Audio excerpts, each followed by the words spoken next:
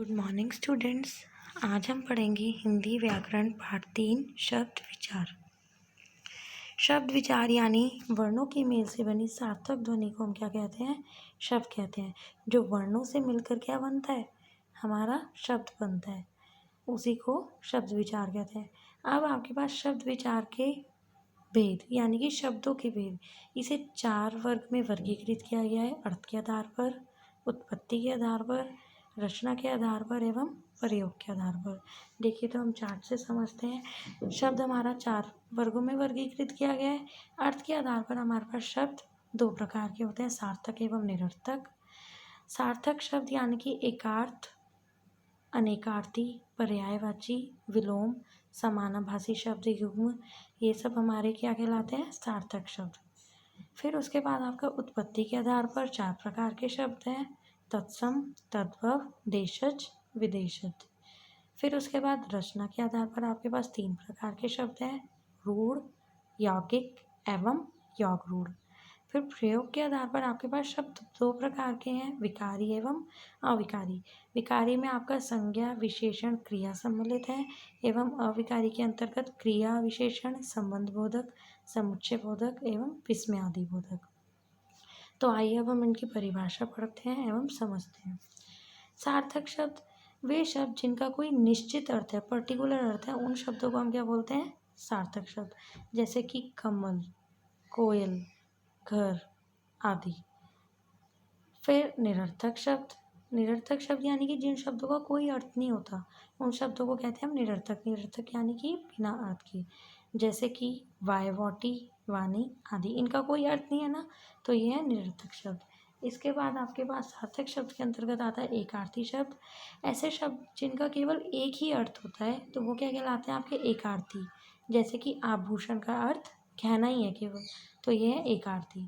इसके बाद आपके पास आता है अनेकार्थी। अनेकार्थी ऐसे शब्द जिनके एक से अधिक अर्थ हैं। जैसे कि आपके पास यहाँ पे एग्जाम्पल दिया है, आम का आम।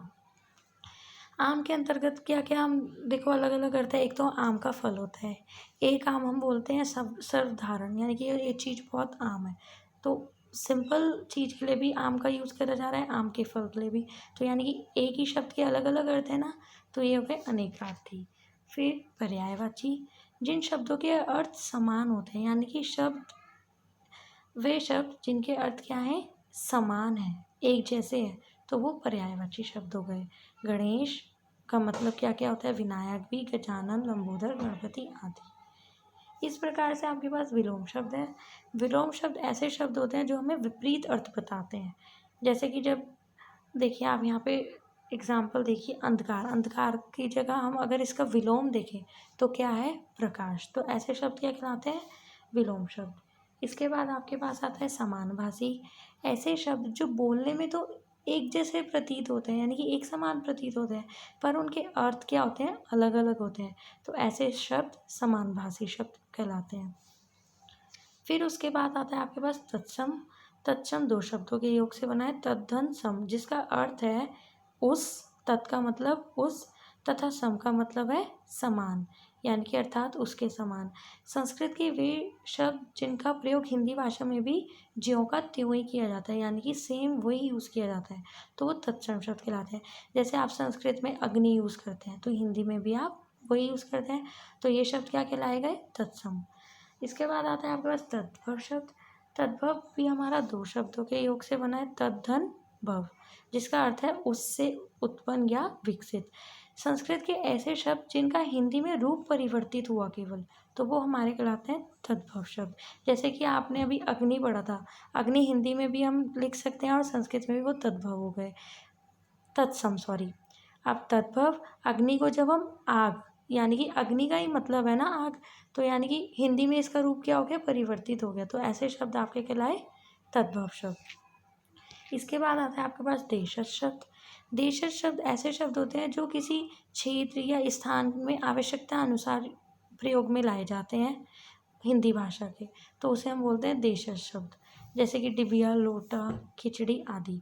विदेशी शब्द जो हिंदी भाषा में कहाँ से आए हैं? विदेशी भाषा से आए हैं, उन शब्दों को बोलते हैं विदेशी शब्द। जैसे कि अंग्रेजी भाषा से हमारा टेलीफोन, कॉलेज, स्टेशन, टेलर आदि आया है, तो ऐसे शब्द क्या है, विदेशी, यानी कि बाहर से आए हुए शब्द हैं। इसके बाद आपके पास आता है रूढ़ शब्द। रूढ़ शब्द ऐसे शब्द होते हैं जिन शब्दों के आप कुछ खंड या टुकड़े नहीं कर सकते, उनको हम बोलते हैं रूढ़। यानी कि घर, घर के हम खंड या टुकड़े नहीं कर सकते ना, तो ये कैसे कहलाते हैं, रूढ़ शब्द।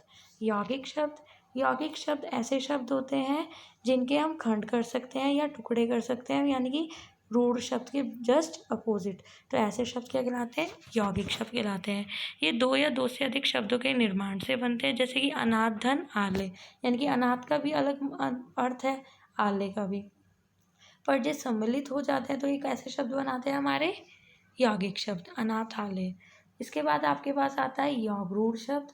ऐसे शब्द जो यौगिक हैं लेकिन वे अपने सामान्य अर्थ के स्थान पर कोई विशेष अर्थ प्रदान करते हैं।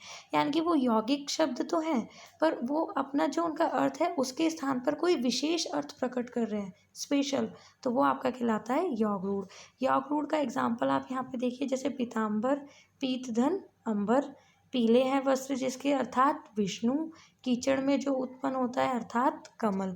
तो ये हो गए आपके पास यौगरूढ़ शब्द। इसके बाद आपके पास आता है विकारी शब्द। विकारी शब्द क्या होता है, जिन शब्दों के रूप में लिंग, वचन, काल, कारक आदि के कारण परिवर्तन होता है। यानी कि या तो लिंग के कारण, वचन के, काल के कारण परिवर्तन होता है, तो वे विकारी शब्द कहलाते हैं। आपका विकारी शब्द हमारे पास चार हैं, संज्ञा, सर्वनाम, विशेषण एवं क्रिया। देखो आपको यहाँ पे संज्ञा, सर्वनाम, विशेषण, क्रिया का एग्जाम्पल दिया गया है, ये हमारे विकारी शब्द। इसके बाद आता है अविकारी शब्द। अविकारी शब्द जिन शब्दों के रूप में लिंग, वचन, काल, कारक आदि के कारण कोई परिवर्तन नहीं आता, यानी कि विकारी का जस्ट अपोजिट, यानी कि इसमें इनके कारण कोई बदलाव नहीं आता, तो ये क्या कहलाते हैं, हमारे अविकारी शब्द। ये शब्द भी हमारे चार भागों में बांटे गए हैं, क्रिया विशेषण, संबंध बोधक, समुच्चय बोधक एवं विस्मयादि बोधक। देखिए यहाँ पे आपको एग्जाम्पल देके समझाया है। क्रिया विशेषण, राधा बाहर बैठी है, यानी कि इसमें कोई परिवर्तन नहीं आएगा लिंग, वचन, काल के कारण। फिर संबंध बोधक, यानी कि यहाँ पे संबंध को क्या करा गया है, डिफाइन किया गया है, रेखा के साथ कमला आएगी, तो ये हो गया आपका संबंध बोधक। देन उसके बाद आपके पास आता है समुच्चय बोधक। गीता और सीता पढ़ाई कर रहे हैं, यानी कि यहाँ पे लिंग, वचन, काल के कारण कोई परिवर्तन नहीं आया, तो ये हमारे कैसे शब्द हैं, अविकारी शब्द। फिर उसके बाद विस्मयादि बोधक, अरे राधा गा रही है, तो ये आपके किसके एग्जाम्पल है, अविकारी शब्द के। तो थैंक यू स्टूडेंट्स, आपका चैप्टर फिनिश हुआ।